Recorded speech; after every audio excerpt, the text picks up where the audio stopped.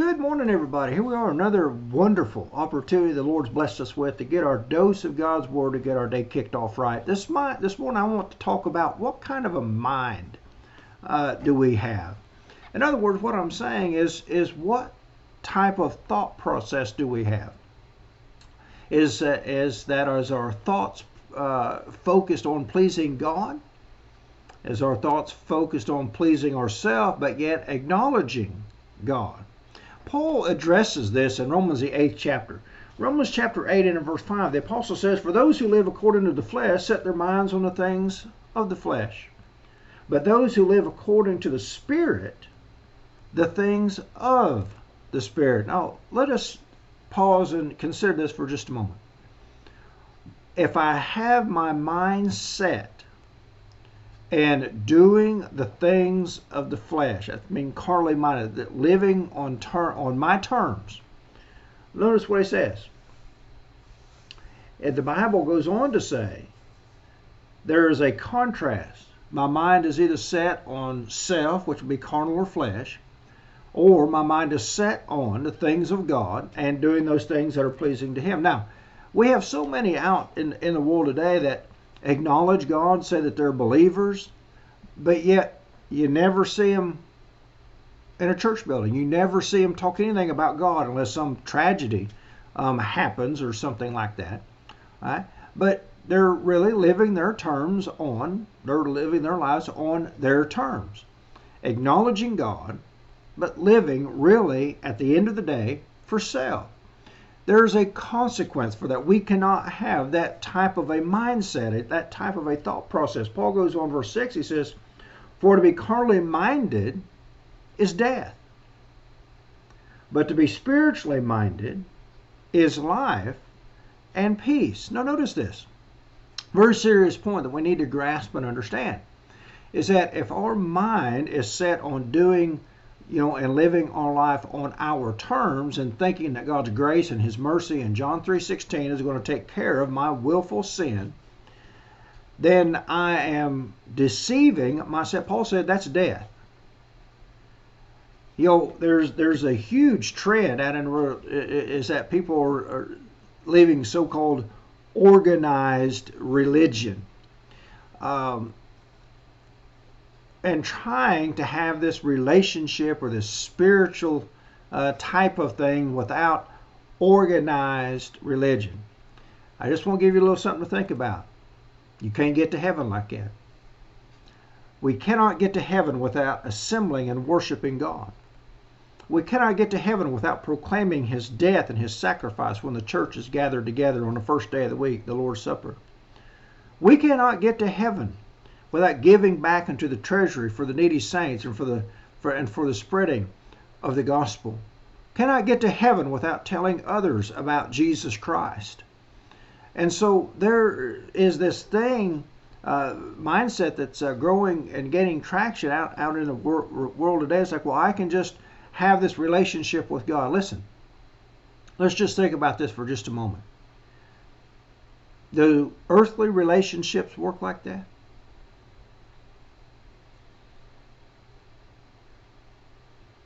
Do earthly relationships work like that? What if a husband never comes home? What if he never calls his wife? What if he never says, "I love you"? Is that relationship going to work? You and I both know that's not going to work. But that's really what this idea is about leaving organized religion and just having this feeling, this spiritual thing going on inside of us. And that comes to be because people have gotten away from reading what God actually says, and that is in His Bible. We've got lots of preachers out there, a lot of people that'll tell folks, you don't need to go to church. You don't need to, worship. You and God, it's a relationship. That's all that matters. Well, look, you can't have a relationship if you don't keep up the terms of the relationship. John said, wrote about it, if he says who loves me and does not keep my commandment, he's a liar. So, friend, when you are buying in to what is being put out there, you're being lied to. because the apostle said we cannot have a relationship with God and say that we love him, and yet we're still living on our terms and not doing the things that we can find on the pages of his word. Paul says to be carnally minded is death, but to be spiritually minded is life and peace. Because, verse 7, the carnal mind is enmity against God.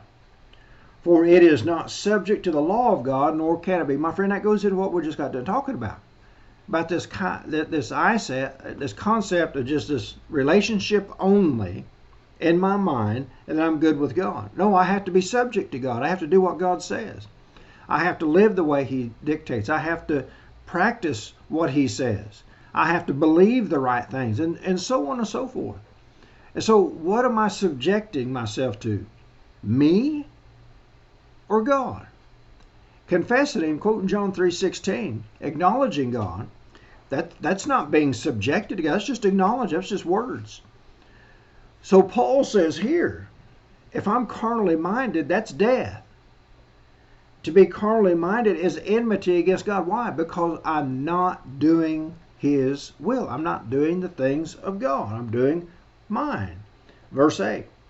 For so then, those who are in the flesh cannot please God. We can only have a relationship with God when we obey God. Every earthly relationship is based upon that very principle, you see. Without doing what the other likes and pleases and those types of things, you can't, a relationship is not going to work. There's always going to be enmity there. What about a child that doesn't obey its parents? There's enmity. There's strife within that relationship until that child begins to subject themselves to the authority that God given them as the parent. It's the same basic. What about a work relationship? What about an employer and employee? What if an employee just decides, you know what, I'm going to do what I want to do. I'm not going to listen to my boss. Is that going to work out so well? No, we're going to get fired. And so it's the same basic principle when it comes to God. We cannot have a relationship with God and be at enmity with him at the same time. We cannot be pleasing to God, acceptable to God, as long as I'm doing things on my terms, and in essence, I'm telling God, you're going to accept me the way that I am. We've got it backwards there. But notice this.